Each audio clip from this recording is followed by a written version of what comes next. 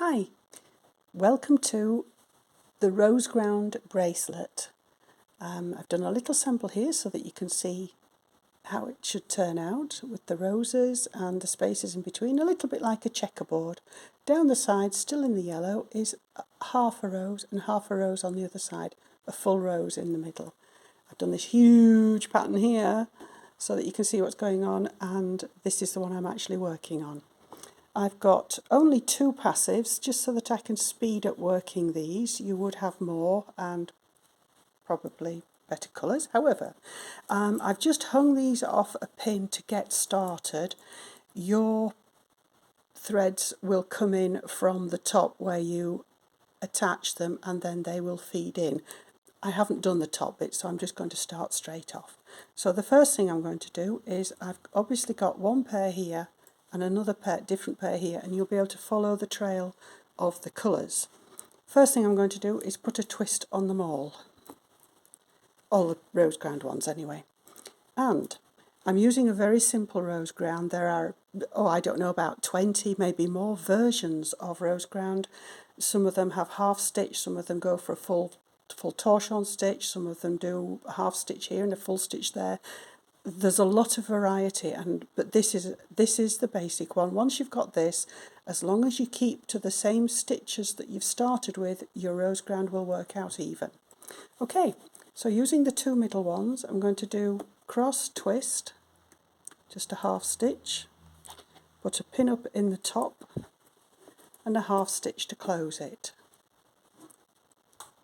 That one is just off my demo thing up there, so it will look very loose. It tightens up at the end. How you do rose stitches, you do this little block first and then you go back into the ground. I'll carry on. The next one that we do, so I've now done the top one, I'm now going to work down to this one and this one, and for that, cross twist, pin, cross twist, other side, cross twist, pin, cross twist, and the 2 centre ones, cross twist, pin, cross twist. So I've effectively gone round the diamond, gone round this diamond, and I'm now at that pin. That is the rose. Now these crosses here, you'll notice that they don't have a dot in the middle. That's because they're often not pinned. I'll show you how they work. Cross twist, tension, leave it. Cross twist, tension, leave it. So you've got these blue ones coming down, leave those for a while. This outside one is going to go across here. You've just made that cross there and that cross there. You're going to come across here and just join it in with this worker pair. And the same on the other side. So I'll do that in. The worker pair is ready for me to do that with. Cross stitch across. Twist round the pin. Tension. Cross, twist, cross, put the twist back on the Roseground, and I'll work the passives out of the way. Good job I only put 2 passives on, or it would take ages to do this.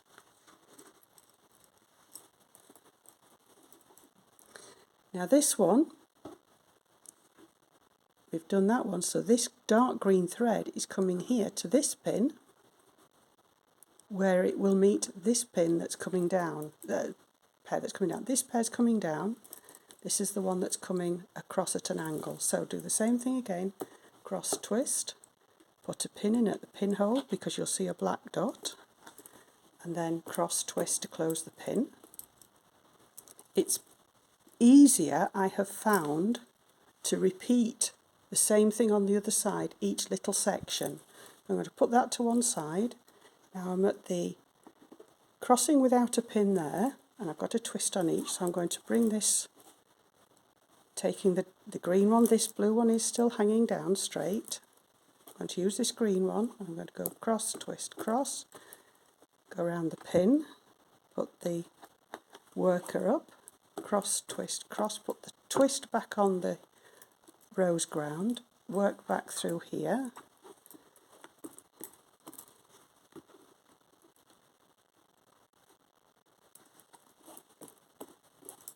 cross, twist, cross. Right, so that worker is ready for its next step. And but these have both got a twist on. I'm going to close round that pin. Be careful that you do the Roseground one and not the edge pin by mistake. It's very easy to do. So you've ended up, you know you've done it right because you've got the two colours here and the two matching colours here. You don't have to do, I'm only doing them these colours so that it's easy to follow the thread. Right, so that's that done. Now the next bit is to actually make the worker catch up by getting this middle one done and getting the worker ready to do this one and this worker ready to do that one. So I'm going to leave those in the middle, quickly work through these.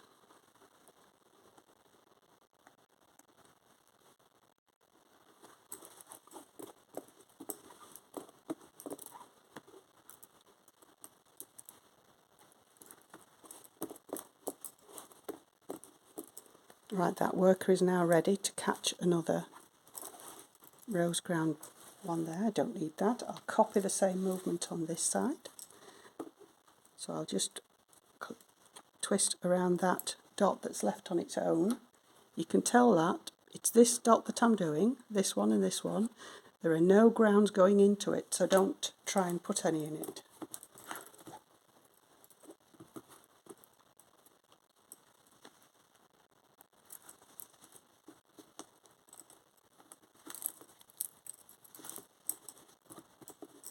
Right, so that's my worker ready to catch the next bit of Roseground. So we've got these 4 ready. I'm now ready to do this one here. This has to come here. This thread is still coming down here. This one is still coming down here. This one is, we've worked that one. I'm going to come down and attach it. So that's the next bit there, that and that. So worker, through, twist around the pin, take it back,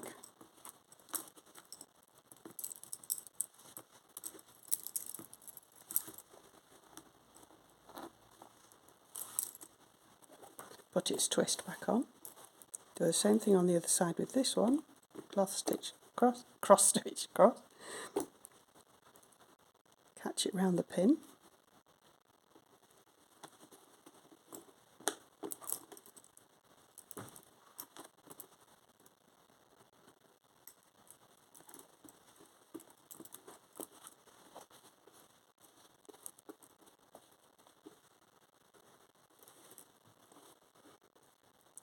put the workers away, and now we've got the dark green in the middle with a cross on and the blue here. Oh, no cross on that, let's put one on.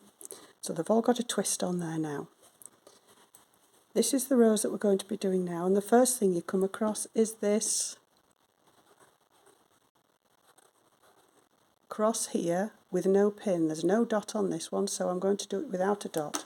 I'm going to do cross twist, tension, cross twist, tension. Now these two in the middle, the only place that they can go is to the middle. So I'm going to do that one with the two in the middle. Cross twist, pin, cross twist. This is where it seems that your threads are just not wanting to hang around pins because they haven't, as you saw with the top one, they do all come together. They do all end up snuggling up. I'll just give them a bit more length there. Right, so we've done that middle pin. I'm now going to go, I like to go left, do that, and then right and do that. If you get a system going, you won't forget. So I'm going to take these two pairs, cross twist, pin, cross twist, cross twist, pin, cross twist, 2 centre ones, cross twist, cross twist. So I've gone down there, done that, I've gone down there, done that, I've brought them both together and done that. So the next one is this crossing here without a pin. So cross twist, tension, cross twist, tension. You can see the rows starting to form as the tensions are put on the pins. In the meantime, and this is unusual in lace, the worker pairs have got left behind up here because they haven't been needed. So the worker pair needs to go there, because there's nothing attached to that, there and there. And then we grab this one that's coming out, this outside one, to go to that pin again. On this side, the same thing again, out, and grab this one that's coming out here to send it back in so it joins this one here. So I'll just work through that quite quickly.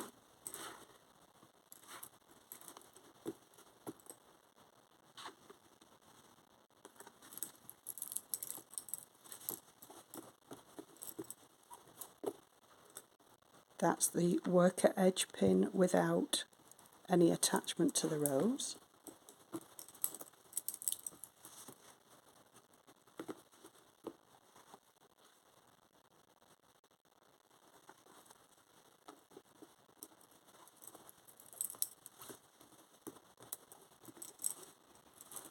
Do the same thing on the other side, keep everything even.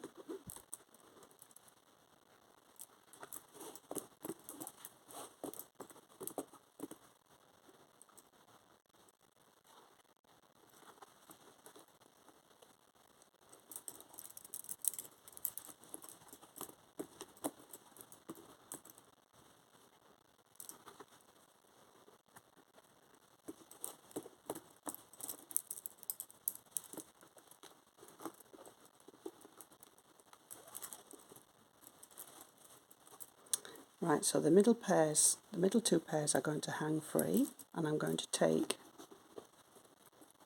yes, I've definitely got my cross on, it fits the pattern, and this is the 2 half roses. You can see the pattern starting where you've definitely got a full rose there, you've got half a rose, a full rose with that big square in the middle. You haven't done anything wrong, it's designed to be like that. It's very handy if you're wanting a very nice open piece of lace.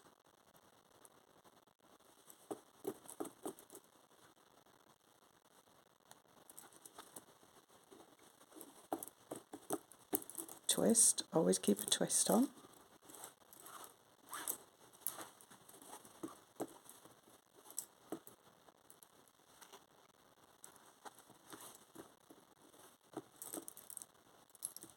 Twist. And then this one's ready to receive it as we go. We've done that one now, done that one. So now we need to go and make that join there, this one here. Cross twist,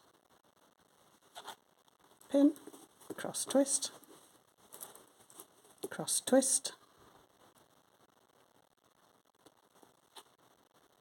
pin, cross twist.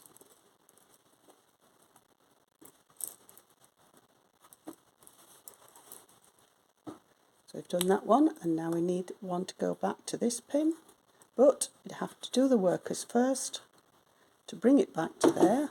Whoops, knocking my pillow over there. Hey, there we go.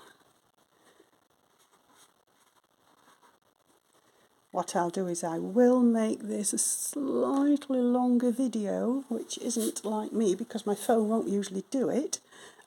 Just quickly work these, do a full Roseground, and then I'll leave you there. Right, let's get on with it, let's do it quick.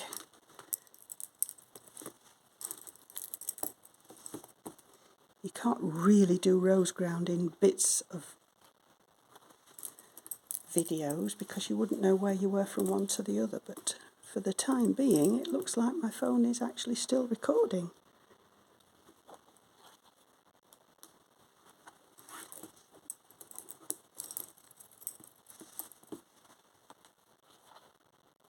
Keep your fingers crossed that it lasts.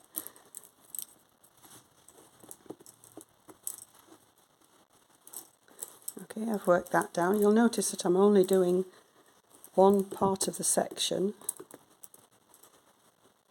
like just doing the workers, just doing the rows, just doing the twists. I found that it is a much better way than scampering through and not catching a repeat or a twist or something where you should have put it if you always copy both sides, because Roseground does need you to be consistent. As many ground stitches, if you just get one out, it throws the lot. And of course, doing it in colour, you can see where you've gone wrong.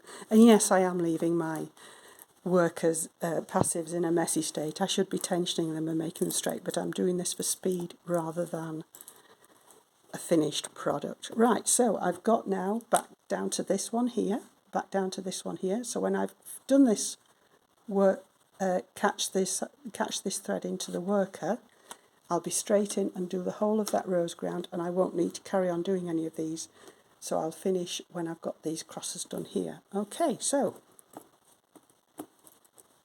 catch in the worker, the Roseground thread. Leave those, I won't need those again this time. Put the twist on.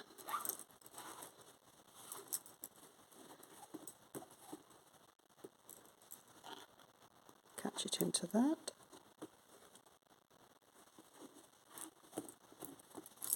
Won't need those workers.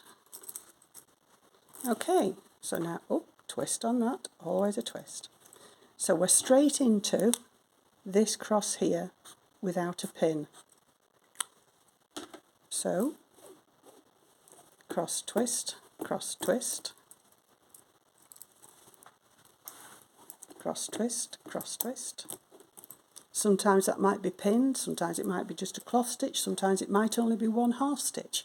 So many varieties on this, but this is the simplest. You just do half stitch pin on all of it. And you can see how the colours are starting to change. You've definitely got a blue at the top of the rows and a green at the bottom of the rows. Same here, blue at the top, green at the bottom.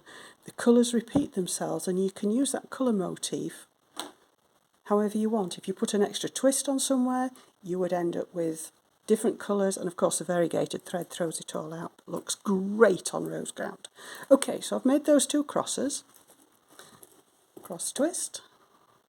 This is the rose itself that I'm doing now. Cross twist, cross twist, pin at the side, cross twist, cross twist, cross twist, and the two centre ones, cross twist, cross twist, and then do these. We've done that, join them together, now doing this cross here, cross twist, tension, and that snuggles it back into it. Oops, that pin's fallen over. Cross twist, and there you go, they're ready to go back out to that worker there, and that is your Roseground.